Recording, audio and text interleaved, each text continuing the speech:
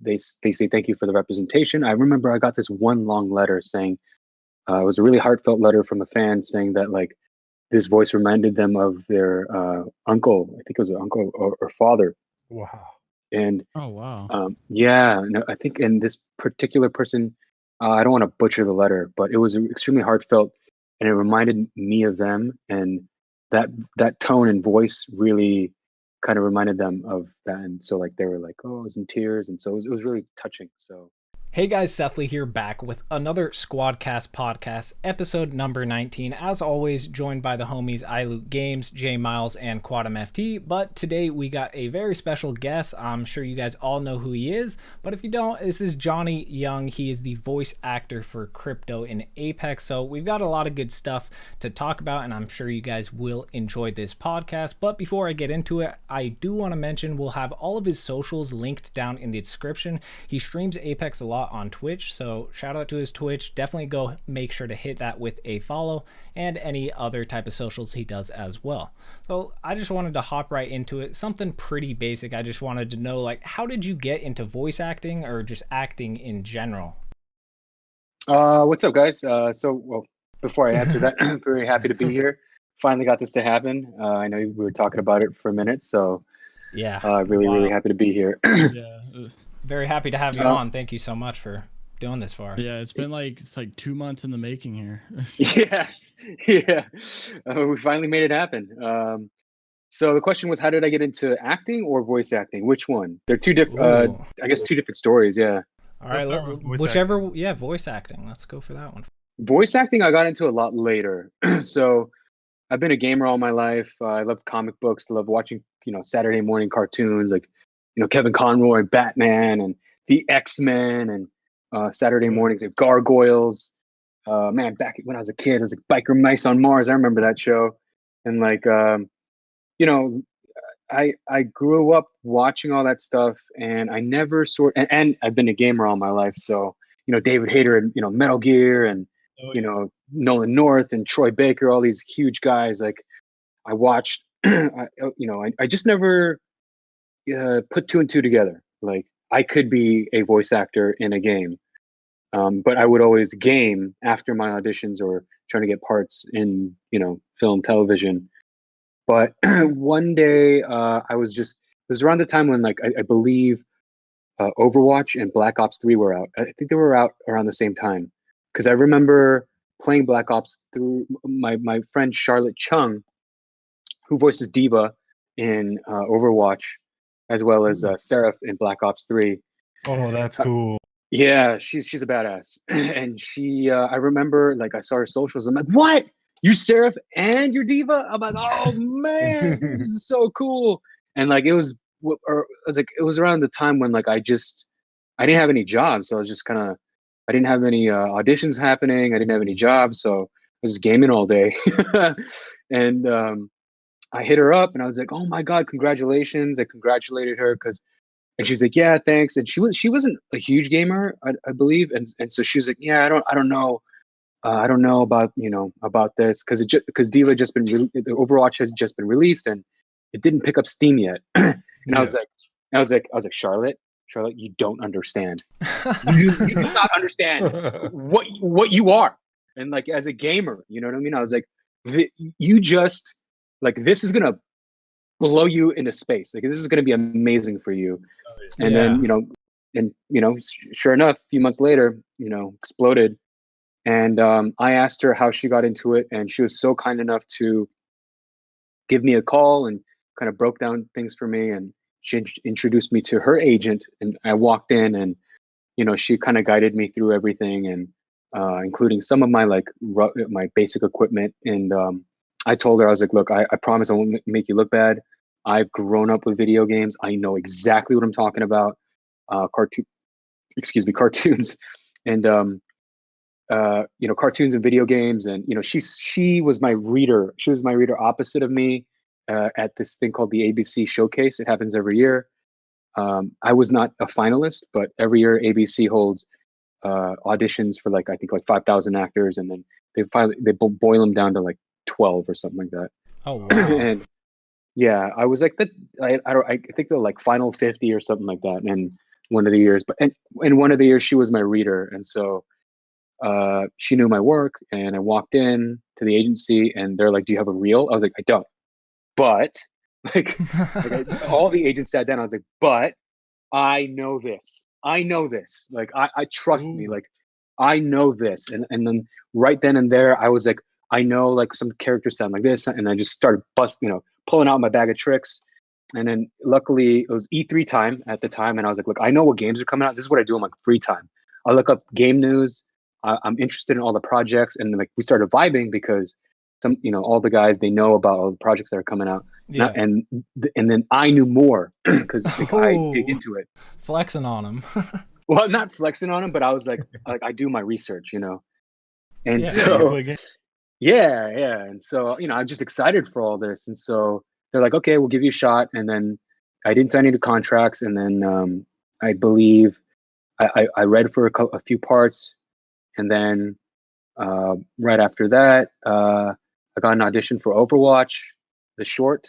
And the audition was so. And then Charlotte was like, "Did you read for this?" I was like, "Yes." And she was like, "Oh man, she really wanted me to. She wanted me to get it. She wanted me to work with me on this thing." And so, I went in, read it like 3 times, I think, before I got it, and then I got Tejan, and then got World War Z, and then got Apex, and then and other things. Yeah, kind of how That's it pretty happened. crazy. Would you say, just kind of curious, would you say, I mean, I know you started off with acting before voice acting, but would you say that you now, because your hobby is playing a lot of video games, would you say that you enjoy the voice acting in the video games more than on camera acting? It's a little different, I think, because it's voice acting is so technical. Yeah. In a sense where, I mean, so acting is as well. You break down the script, and there's marks you got to hit, and you got to walk at a certain pace, and track camera and lighting and mics and all that kind of stuff, and to get the shot. But because in voice acting there's no camera to capture you, it's technical in a sense where I've told some other people this as well, where specifically Apex is a lot more loose, I guess, in a sense where, because there's so much ping lines or stuff like that, or stuff with the lore, like they kind of know exactly what they want. Yeah. And so 100%. they're, the writers are there, and there's a bunch of people in the room, so, and they know exactly what they want. Specifically for crypto, there's not a lot of ad-libbing. There's changes that are made for like maybe um for the Korean and stuff like that, but not too much ad-libbing. So for the Apex stuff is pretty straightforward, I want to say, but for like a cartoon, you might have like the director or whoever's running it might be like, okay, Johnny, so in this scene's going to be 3 pages, and so meaning that we're going to be recording 3 pages straight of dialogue with the other actor. And then you kind of do it, and then she might be like, okay, that was great. So like on line 2, that was fantastic. I want you to speed up line 2 a little bit. On line 3, on the I want you to hit a little harder. And then on line number 5, I thought that was great a little bit, but punch it up. And then line number 6, I want you to hit the marks a little bit harder. And then on that little monologue, on the first half, you want to give it a little time to wrap up, and then the middle, hit it really hard so you have enough space at the very end to hit it. And then I want you to take about 5 seconds so the actor can come in and say his line, and then take another 10 so we can breathe, make it breathe a little bit. And then on the 4th line, I want you to, it's a little emotional, so take your time. Okay, got it? Okay, we'll do take 2. Okay, all right, guys, let's go. Oh my goodness, that's So insane. Sounds like they're really direct and they know exactly what they want. They know exactly what they want, yeah. And so a lot of the times, and and some people are and some people, it just depends on what show or game you're working on.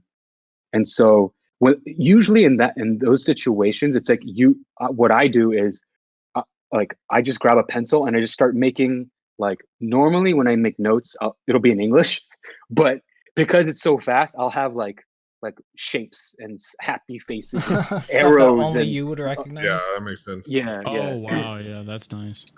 But it's very similar in a sense where in sitcom acting, it's very much like that too. It's like boom, boom, boom, boom, boom, boom. They change lines, they change jokes, and it's so quick. And I have to say, because of the there was a school you know, her name is Leslie Kahn, and she's like the comedy guru in Hollywood, of School of Acting. And you know, I got to say, you know, a lot of her techniques sort of helped prep me for a lot of on the fly, you know, changing.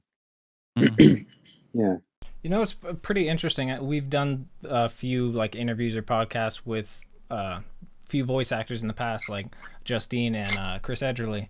But I'm pretty sure most of that, or both of them, came into voice acting. Like that was what they did first. They didn't really do acting. And I mean, I think Chris may have done a little bit. I'm not 100% sure, but they probably did voice acting and doing all those voices like from a very young age, practicing that type of stuff. So you never really did any of that type of voice acting or playing around with your voice before you got into it, right? Sort of. I kind of did it on my own, you know. You know, just as a kid, I just was like a goof, and so you know, I would always watch like the Looney Tunes and copy them, or you know, like as a kid, I would make like Batman masks and you know, comic books and all that. I kind of did it on my own. Yeah, there was no like formal voice training. I just thought it would be hilarious to sound like some of the, you know, cartoon characters or and all that, and then bringing in the television, I guess, script analysis breakdown with theater performance. You know, I just kind of brought that all along with me. When it came, oh, sorry, go ahead. No, go ahead. Go ahead. I was saying, when it came to Respawn, did they reach out directly to you only, or did you have to apply for it and you're picked out of a group of people, or how did? Oh, dude, absolutely not. I mean, I was. They didn't know who I was, and you know, they were looking for someone who specifically was from Korea, and just like any other audition, my agent got me the audition, and I saw the breakdown, and you know, I can do a Korean accent, you know, because I am Korean, and I've lived in Korea for a long period of time. Like I used to spend half my year here and half my year in Korea, so you know, very familiar with the culture, language, and so you know, they wanted someone specifically, like someone from Korea, and then they're like, "Oh, you fooled us," and I was just like, "Yeah, I guess." I mean, you know, like I just kind of took it as a you know, part, and I am fluent in Korean, so you know, that did really help. And what was it like interviewing with Respawn? Well, because I'm sure that we would love some insight on what it's like your first time going into Respawn. What's the office like, the atmosphere, being around the developers? So for the voice acting, we don't record at Respawn. We record at Warner Brothers, and so so I'll answer both, I guess. Like, so what are you asking? What was the audition like, right? Yeah, and just your first time, because I'm sure you've gone into the Respawn. Well, we know you've gone into the Respawn headquarters. Your group pictures. Yeah, we've seen it all over all over Twitter. So, like, what was it like when you first interviewed with them? And then go ahead and bring us into your first time going into the office now that you're part of the team. Okay, yeah. So I vividly remember this. I was like, I did the audition. So I usually do the auditions at home on my laptop, and then my agent calls and was like, "You got a callback for this game," and I was like, "A callback?" I was like, "What?" I was like, I didn't understand, because I was like, that was the audition, you know, like you don't. I was like, what do they need to call me back for? It didn't. It was like really confusing, and then I had to go to Warner Brothers, and I was like, I guess, you know. But the thing was like, as you guys know, I'm a gamer, and there was a Mozambique line there, and I was like, Mozambique. I was like, this is either Titanfall 3 or Apex Legends, and I was kind of you instantly knew. So you weren't even like aware of what was going on until like late in the game. I'm sorry. Not in the actual game, but like when you said that you got a call back and you were confused and you showed up to Warner Brothers, you weren't even fully aware, like before you even got there and started recording. You didn't know like 100% like what you were going for. No, I knew because of the line. You just you were reading the lines. Oh, okay. I thought you Yes. meant like you said until you said the line when you got there, you didn't know. I was like, why would they leave you in the dark? But so this is one thing that I've always wondered, especially with the voice actors, because we know that they go in like so many months before things come out. And so like when like around time frame, because I know Justine was saying that she was kind of a newbie. She felt like a newbie because everyone had kind of been there since the start. And then whenever she like actually got hired or, got the part and started to do the voice acting for her, that she felt like everyone had already kind of been friends for a while and she was just coming in, but she felt so welcomed. So around the time for, what was the time frame that you actually got in? Like, did you go in around the same time as Justine, a few months after, or how was that transition for you? Did you also feel like you were the new guy and was kind of shy, or did you just kind of fit right in? Well, in terms of time frame, I have no idea, because like they kind of really keep everything in the dark. They're almost like Marvel-esque in that sense, where they just really don't tell you anything, and things change so much that I literally don't have any idea. I didn't even know Watson was coming out. Like I didn't know anything. Wow, that's surprising. Honestly, yeah. because I was going to ask you if you had, when you recorded all the lines, which is super tedious, and you worked really hard at it for Crypto. I was wondering if you recorded it prior to Apex Legends coming out or after the Apex had actually came out. Oh, okay. So going back to iLoot's question, I was I played Apex before I got the audition. Oh wow, so, that's really cool. Yeah, so I was like, I remember it came out and I was like, this kind of plays like Titanfall. This is dope. And then I was playing it, and then I had no idea it was in the Titanfall universe. And as a kid, I was like, man, it'd be so dope if I could be in the Titanfall universe. And so and then I got it, so rewinding back to iLoot's original question. Yeah, so I got the audition. I was confused that I had to go in. But I knew what I was going in for. It was either Titanfall 3 or Apex Legends. I was banking on Titanfall 3, and I walk in, and everyone, there was like I want to say like 6 people in the room, and they were like all lined up. And then Manny, one of the writers, he was in a computer monitor, so it looked like the final boss of like an Austin Powers movie. And then I walk in, I was like, "Hey guys, how's it going?" I was like, "I know what this is," and then like no one said anything, and then I was like, "Okay," and I was just kind of silent. And then they're like, "Manny, do we want to tell Johnny what this is?" And then Manny was like, "No." And I was like, "Oh, okay." I was like, "I'm gonna go in and record it." And then they didn't tell me, so I recorded it. I walked out, and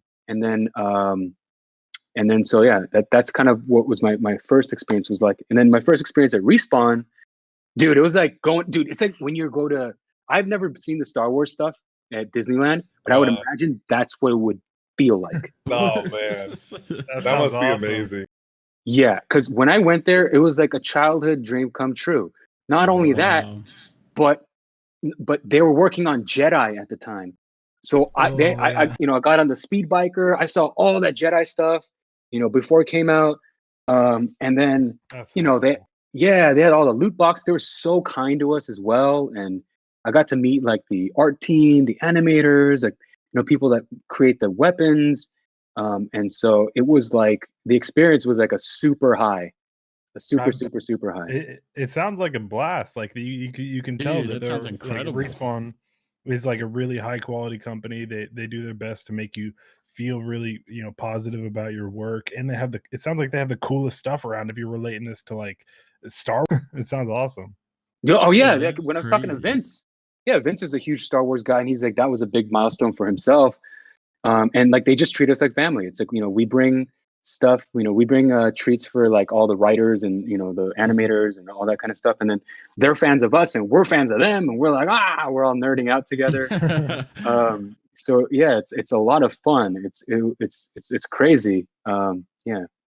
And so what is it like now that, as a big fan of the game, because you got to play it before you were in it, now you see yourself in it and you're playing your own character and you're streaming for people, what is it like to just take that full circle? It's kind of weird. I'm not gonna lie. It's just really strange because it's like I don't think anything's changed in my life except that I'm streaming now and people kind of watch me stream. But it's just really odd in a good way because it's like this is strange because to be a part of something so huge, and because back in the day, you would do a game and then that would be it. Like it would be almost like a movie. Yeah. But these days, games are like television shows where you have seasons and and they go for a long period of time and the lore is stretched out.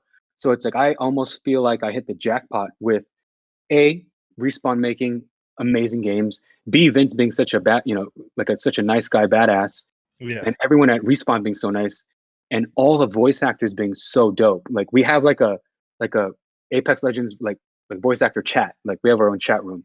We like just mess around with each other all the time. And yeah, you can tell where you guys are like seem pretty tight knit for like on Twitter and stuff. I see you guys doing a lot of stuff, and the little video you guys made was really, really cool. Yeah, that was you guys awesome. can tell you guys are a little close, and that's really nice to see.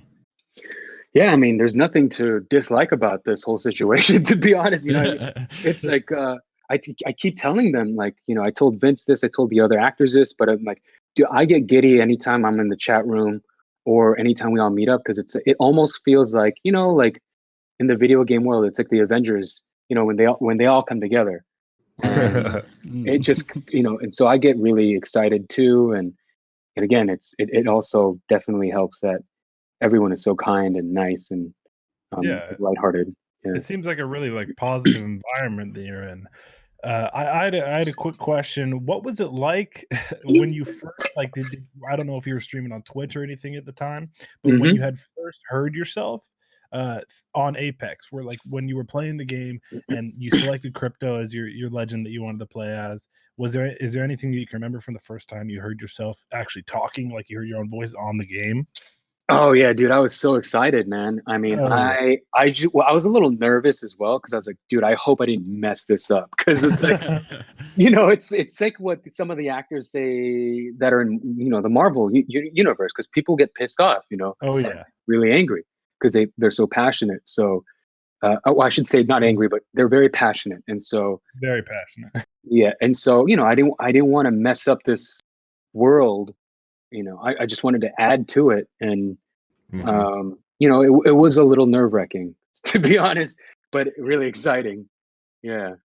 And do you feel like this game has been like your most like this is getting you the most eyes out of anything you've done so far? Or oh, dude, 1,000,000%, 1,000,000%. Awesome. Because one of the things that's happened with Apex is it's helped like catapult a lot of creators and streamers and stuff. And so do you feel like you're feeling that? Yeah, dude, absolutely, dude.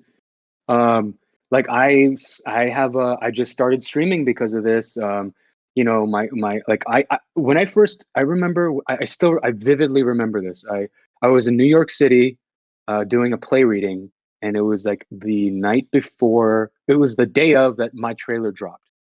And I was allowed to announce that I was Krypto. And at that time, I was so excited. I tweeted it out, and I had Twitter since like a while back, but I never used Twitter. And I didn't start using Twitter pretty much up until last November. And I remember I had 20 followers. And Wow. and You got over 7,000 now. Dude, and so what happened was I had 20 followers. I tweeted it. I was like, people are gonna see this. Nope. It was like crickets. And then I was a little butthurt. I was like, okay. And then Respawn reached out. I was like, hey Johnny, is it cool if we tweet you out? I was like, yeah, for sure. And they tweeted me out. And then from there, it went from 100 to 200 to 300. And I was like, 300 people are watching me? What? And then now it's like, yeah, like 7.5K or whatever. And I'm just like, this is crazy. It's just bonkers, That's absolutely amazing. I mean, that's the thing about Apex. Like when I first saw Apex come out, I didn't think anything of it. And then a few weeks later, it was millions and millions of players. It's just grown so big. That's one of the things I absolutely love about Apex and the Apex community. It's actually just a great community. Over all the games like I've played in the past, I'd by far say Apex Legends as a whole is the best gaming community I've been a part of, which is absolutely amazing. But I did want to ask you, since you play Twitch, I was going to say you play Twitch. You play Apex a lot on Twitch, obviously. Besides Crypto, who's your favorite legend? I get this question a lot. I'm not surprised. I'm not surprised. And I'm going to answer honestly, okay? And the honest question is, I love everybody, because everyone, it's hard to just love one, because of, maybe next round I want to play defensively, next round I want to scout, so it's a little different in that sense. But to get deeper into your question, so in all the Titanfall games, my loadout was a grapple. And so every loadout in Titanfall was the grapple. I never used shifting, I never used stim, I never used any of that. So in Titanfall, every loadout was a grapple. So indirectly answering me, it may be Pathfinder. Maybe. He's really good, so I don't blame you at all. Yeah, I love using Pathfinder. Pathfinder's been my main since like the start of season 2, so I definitely just love, especially like you said, even when I play Titanfall, like all of my loadouts are the grapple, because it's the most fun, it's the most enjoyable, and it just looks so cool when you get a good grapple. So dude, I just love it. And I was never a Titanfall guy until someone said, hey, you should try Titanfall since you love Pathfinder and use the grapple. And then I was like, holy cow, bro, this is so fun. Like, I just want to get like really cool jumps and really cool grapples and just fly across the map. And so I just got addicted to doing that. But the way you talk about Respawn, man, it's so cool, especially when you started talking about the Star Wars things. It just kind of reminds me of like how you can go into like the Coca-Cola factory and get to see the production and stuff. I would love to see what Respawn looks like, because obviously that's not like it's not an amenity like you have with like the Coke factory and things like that. That would be so cool to actually see inside the designers of the game that we love, and see, what's a day in a life of these developers and stuff like that. But another question I had is, I like to, personally, this is just kind of maybe embarrassing to admit, but I like to do a lot of practice voices just at home by myself. I'll just kind of like trigger these voices and just to see, some kind of personality, just to kind of bring out more personality. And so I know that you said like when you were younger, you were a goof and you like to do a lot of the same things, I guess. So one thing I wonder is, when you go like months or so at a time without being at the studio recording, do you ever have a hard time triggering the Crypto voice back? Like whenever you go back to record, or are you constantly practicing this over time, or do you ever like have a hard time hitting that spot to where you were the first time you recorded? Yeah, dude, that's a good question. Actually, yes and no, because it's like I kind of know where he lives, like his voice lives. Like it took. I know some of the other legends just kind of came up with theirs, and it was real quick, but because Respawn was so specific about what they wanted, it took a minute it took a lot of research on my end to see what I wanted him to sound like, I guess. So that took a long time, but yes, going away and coming back, usually maybe the night before or a couple nights before, I'll go over some of the stuff. Sometimes they give it to us early, sometimes they don't, the lines. And so when they do, I'll try to go over them, and I'll do each one in the voice so that it will get the repetition in. And at times when I don't have the luxury of getting the script ahead of time, and I'm just in the studio, like they kind of give you a little bit of time to kind of sink into it, and then they play you every show, or I call them shows, but games or TV shows.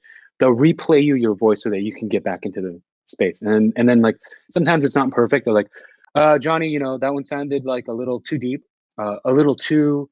We want to lighten them up a little bit, and then we kind of make tweaks, like little, I would say like knobs, and once we're in a really good place, we just kind of go for it. All right, so I actually have a guest question from someone you may have heard of him. Probably not many people have heard of him. His name's Staycation. I don't know. Oh yeah, dude. Staycation has a guest question. Wow. Yeah, it's a guest question from Staycation. Whoa, what's up, Stay?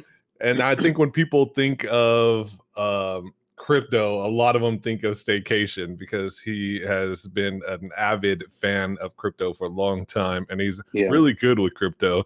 So he asked, knowing that Apex is one of the most popular battle royale video games in the world, what's it like being able to represent Korean character, and how have people who take pride in the same ethnicity responded? And that's also from him and his girlfriend. Just want to point. What a good question. Yeah. Sorry. What was the question again? I know there's one was representation. You're good. What was the other one? What?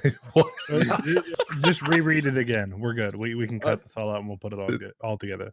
I have no idea what you're even asking about now. He's asking what the question is. I need to repeat the question. Yeah, just repeat both questions. Yeah. Knowing that Apex is one of the most popular battle royale video games in the world, what's it like being able to represent a Korean character, and how have people who take pride in the same ethnicity responded?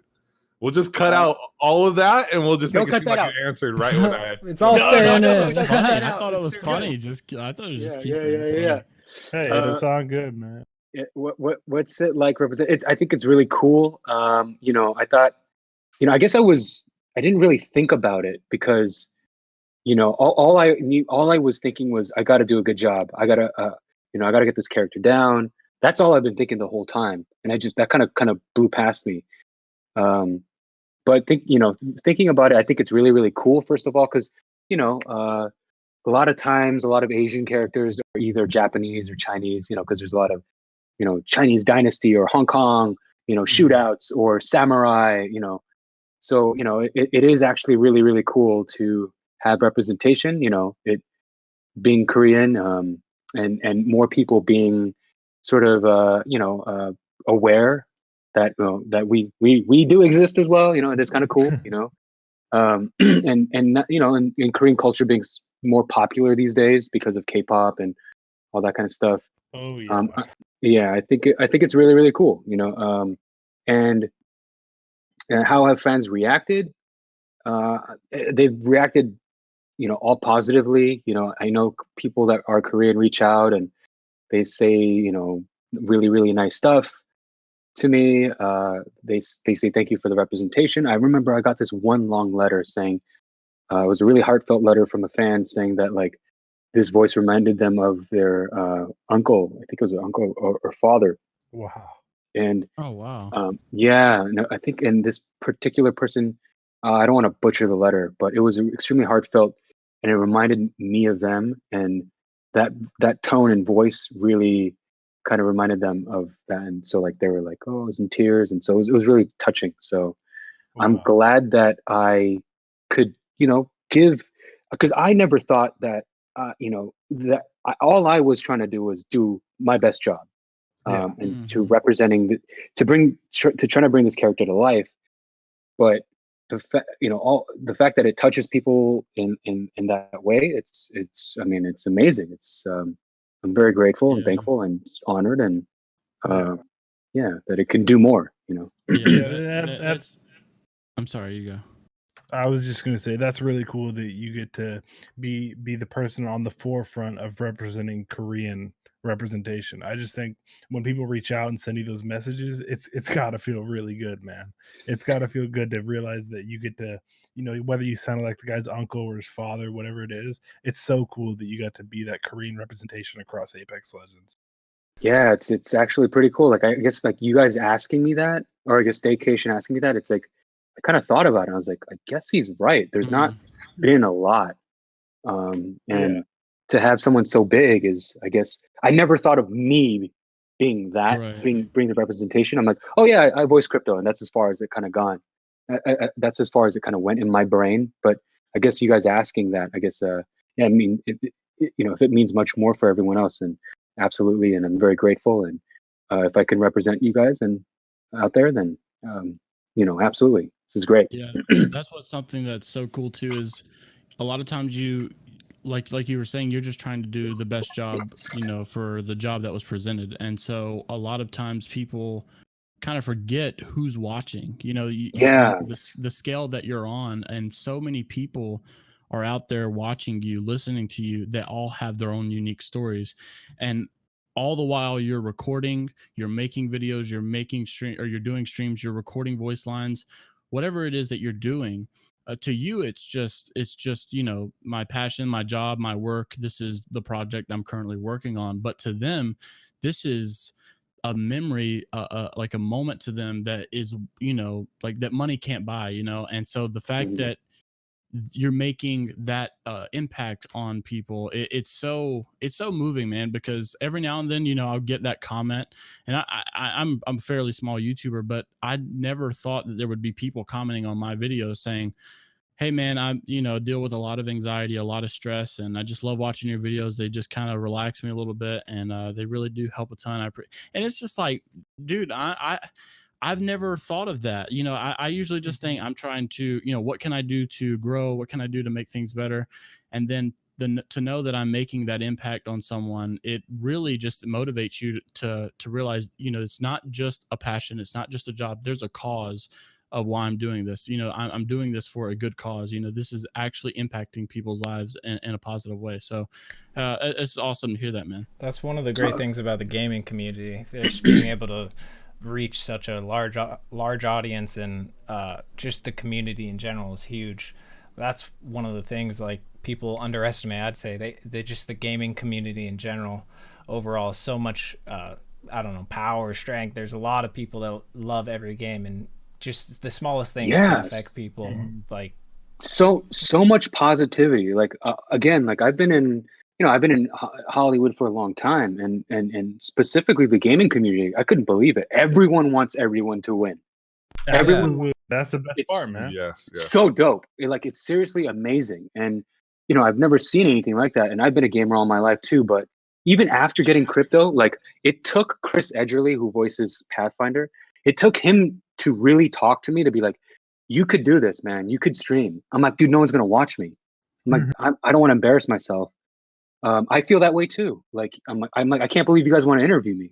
To be honest, like at times, like I think that, like, you guys might not think that, and I just mean that in a sense where I'm like, oh man, I have, I think that as well. But everyone wants everyone to win, and it's like, if I can show other people that too, because I'm just like you guys, when someone edited that Apex video and it made it look like kind of like the Avengers, I was like, dude, I geeked out. I was like, oh my god. I saw that. That was nice. I don't blame you, man. Yeah. I would too. And speaking of that, when it comes to like Twitch and stuff, like Staycation has rated my channel when I'm streaming, and I'm just like, holy crap, like Staycation has put in so much work, and he's willing to help my channel, even though it doesn't seem like a lot to him. I'm sure the impact when you're a brand new streamer. Like when I've rated you and you've rated my channel, it's such a huge thing to be like, wow, this is someone taking an audience they worked at to build and saying, here, go check out this person too, help them out, And it's just it's awesome to see that the Apex streamers are so willing to do that for each other, and they really are looking out for each other, like you said. Absolutely, and I think that's part of it too. It's like, dude, I remember when I had like only a couple people watching me, and I got my first raid, and I was like, whoa, what is this? And I was so thankful and grateful, and so Chris kind of does that, and I try to do that as well. Like I try to give back to either you or Stake. I mean, I rated Staycation too, but it's like probably it was like it's like a like a tiny little scratch compared to what he did for me. But that's why I try to rate other people that have either no viewers or very little viewers, because it's like I know what that feeling is like. Yeah, so, absolutely. Yeah. And then do you feel like now that you're on Twitch and you're building a brand new connection, is this something that you think that you want to extend and do as either another source of income, like something you really dedicate yourself to, or are you just doing it for fun right now? Where's your level of commitment with it? I honestly, before I got Apex, like I wanted to be a streamer. Like I'm like, dude, you can play video games and do all this, and like, but I was just like, I don't know how to do all this. and so, but yeah, the goal is to be like a streamer. That is the goal, and that's why I have a set schedule. I do, for the people that watch, and I try to do as much as I can. Perfect. So yeah, the goal would be to be like, full-time streamer / like voice actor, and be involved in all this because I love it.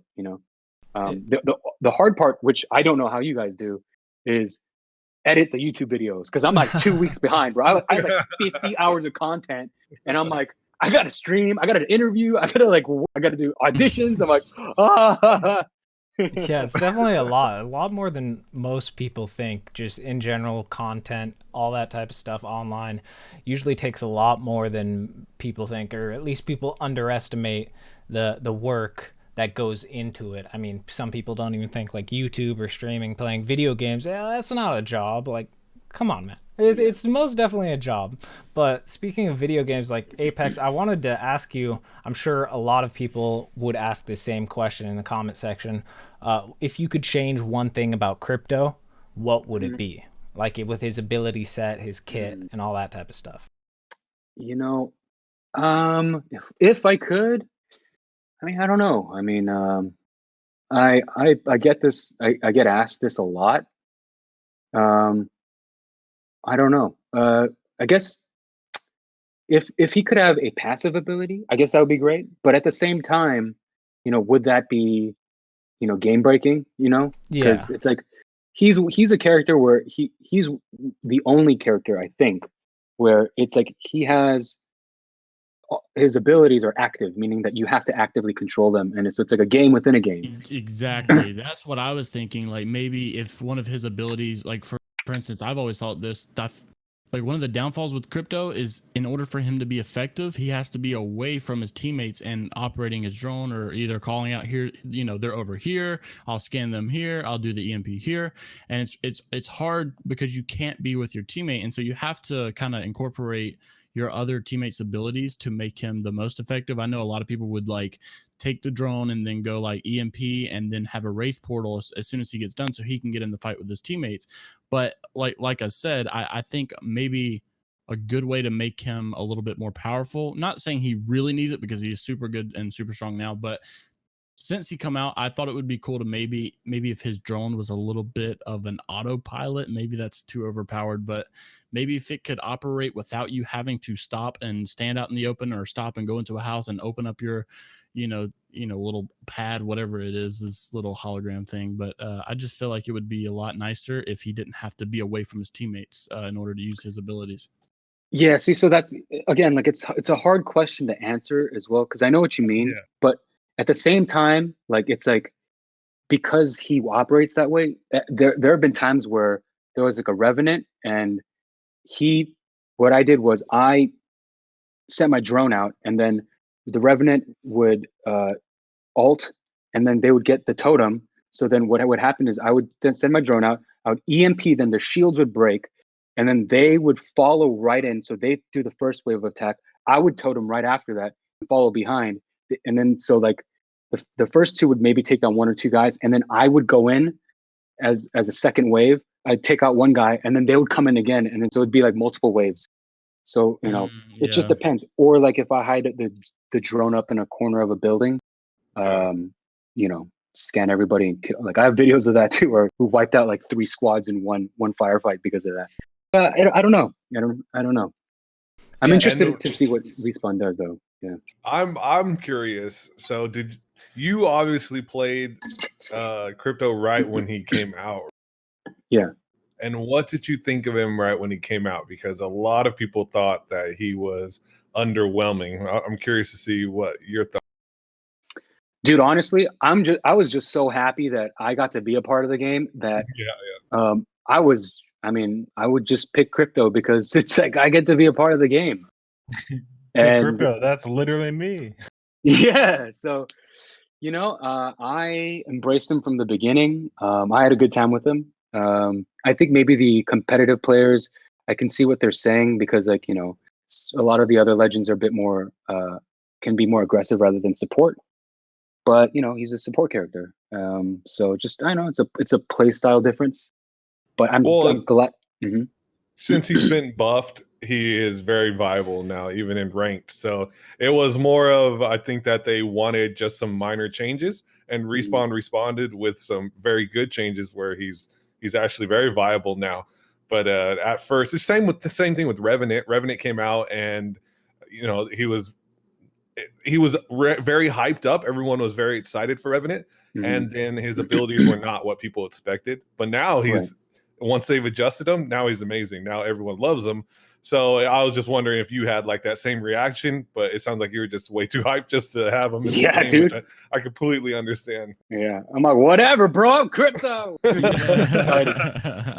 I am happy with the changes, like the shield, with the drone having a shield, and then like I can't remember, but I think they added the animation for the EMP, right? Well, what they did was they also made it so it didn't affect your teammates.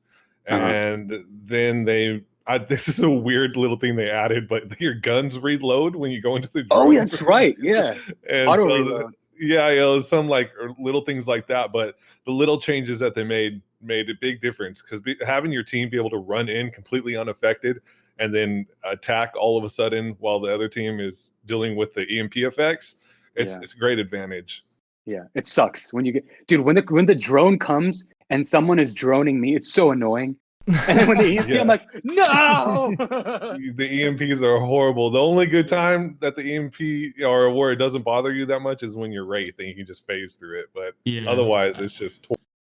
And I think I think the biggest problem when crypto first come out was not really was not really something that was wrong with him as like Respawn purposed it, because honestly I did not even think of this until it was kind of like just released everywhere. The biggest problem is whenever he was first released and people were just dropping their body armor when the EMP would come out, and then they would just pick it back up after the EMP goes off and their armor was unaffected. So then Respawn eventually just had to Respawn had to make it to where it would hurt your shield when you dropped it. And I don't think that I think they would have done that had they known that people were actually going to do that. Like, I didn't even think to do it until I saw someone on YouTube doing it, and it just kind of went viral and everyone was doing it then. So, but I think he's definitely so much better now than when it was first released. And it's nice to see Respawn having a lot of really good legends across the line that are all pretty much, not the same, but you can pretty much at this point use about almost anyone you want in ranked and still be really good. I really like the balance between legends as of right now. I'd say nobody's too overpowered, nobody's very underwhelming. I mean, there's always the Mirage that comes up, the Octane, slightly underwhelming. But I've been really enjoying crypto, especially in ranked. Just the EMP can just destroy like a team like inside a building camping, because obviously that's a huge thing in ranked. Everybody's camping in a building. You snap that EMP and they're all broken shields. They're healing up. You can run in, just absolutely destroy kids. But sorry, go ahead. No, that's all. Yeah. No, I was gonna say I mean, I do wish that the community would embrace Respawn. It's they do work really, really hard at trying to balance the game, bringing lore, characters. Things just take time, and they are definitely aware. They do watch streamers. They watch me. They are on it. They know who the streamers are because I talk to them. And they're very aware. So it's like, they're watching. They're trying to see what they can fix and all that kind of stuff. So, yeah. Pretty on top of it. I was wondering, as you've said multiple times, that you used to play Titanfall and all the lore that's connected with each and every character. I wanted to hear your thoughts on Kryptos' lore. I mean, he was kind of teased in season 2-ish. They put him in the trailer. He destroyed Repulsor Tower, pretty much changed the entire game. Then I just wanted to know, like, what did you think about the cinematic for him and the backstory behind who Krypto is? Dude, I was so hyped, man. It was so dope when the writer told me everything about Krypto and like the trailers were so well done, and actually they're not, people think that they're animated, but they're not. They're actually performance captured. And wow. So, and to answer, I think, what was your experience? One of my first experiences was for the season 3 was it season 3 when I got revealed? Season 3 trailer? Yeah, season 3. Between me and Mirage, it was literally Roger and I. We were in motion capture suits, like in Avatar, performance capture suits, and we had cameras in our faces, and we acted those scenes out together. That's so cool. That's so cool. Yeah, that is so awesome. So that was actually my first encounter with Roger. Was on set. It was not even like not vocally, but like we literally we were acting together for a couple days in this huge like basketball sized courtroom with sensors and everything, and we did all the scenes together. So yeah, they're all acted out. That's awesome. I didn't expect it to be like that, but I mean, looking at the quality of the trailers and all that, they're so good. I'd say Apex probably has one of the best like cinematics and trailers for any game. 100%. Oh, dude, I agree. Dude, when the Revenant trailer dropped, oh my god, I was like, whoa. That was Jesus. crazy. Yeah, I got chills. So good. For real. And the thing about Crypto, though, his lore I love a lot, because he actually has had a pretty big impact in the game's lore in general, destroying the tower and changing the map a lot, but also something I've been kind of curious about since it's no longer King's Canyon. Like, why is he still in the games? Like, maybe he's still hunting for something. So I like how they kind of leave it open-ended with his storyline as of right now. Maybe we'll get some more in the future, hopefully season 5. Obviously, we don't know. But I definitely like his storyline out of all the characters, because like he was framed and then he's hunting down the syndicate. I don't know. There's just a lot really cool about his backstory and who he is. Dude, I agree. And I'm like, I can't believe it's like, like you said, I get to play this guy. So it's so cool. Like as a kid growing up, watching these Bourne movies and James Bond and, and it's like, he's kind of like that in a sense where, he's on the run and I'm like, dude, this is so cool, so yeah. Yeah, that is definitely really cool to see, and like you were saying with all the like you and Mirage shooting the ending, that's the kind of stuff I'm talking about. Would be so cool to take a little tour. Maybe I don't care how much I'd have to pay. It's a 1-day trip. I would love to just pay a big fee and just say, let me watch. I want to see. I want to see it happen. So this is just, man, it's so nice to see all the stuff that goes on and how there's not too many characters, with Apex, so you guys can be tight knit like that, like you said with the group chat. So it's a lot of really cool things to see, especially to see here we have season 5 coming up pretty shortly, so we'll have a lot more to add on top of that in just a couple weeks. Like, it's flying by, so it's just kind of crazy. It feels like just yesterday we were talking about Crypto being released, and I was seeing all the new gameplay, and here we are already 2 seasons later, so it's just kind of flown by. But Johnny, thanks so much for having us, man. Thank you so much for being on our podcast. We really appreciate your time and all your energy, man. It really has been a blast to talk to you. And once again, guys, make sure to go down in the description below. We'll have his Twitter, we'll have his Twitch, and any other social media that he'd like to promote. You guys can go give him a follow over there and go to watch him. I actually watch his streams quite often, so make sure thanks, to go. dude. They're really fun. I love your green screen effects too. They're always really cool to see. So it's definitely an interesting stream. So you guys will enjoy Johnny a lot. So make sure to go follow him there. And then also don't forget, we're doing the podcast on Spotify a day early on every podcast. So make sure to go follow us on Spotify so you can get that podcast a day early, and then also on YouTube it's going to be our normal schedule as usual. So make sure, if you guys do enjoy these, click the subscribe button, click that notification bell, and leave a like on this video, and we will see you guys in the next podcast. And also a big thank you to Staycation for the question for Johnny. It was a really heartfelt question, a lot of good stuff that we heard today, and we appreciate you guys' constant support, almost at that 10K, and we will see you in the next one. Goodbye, peace out. See ya. Later, guys. Bye. Later.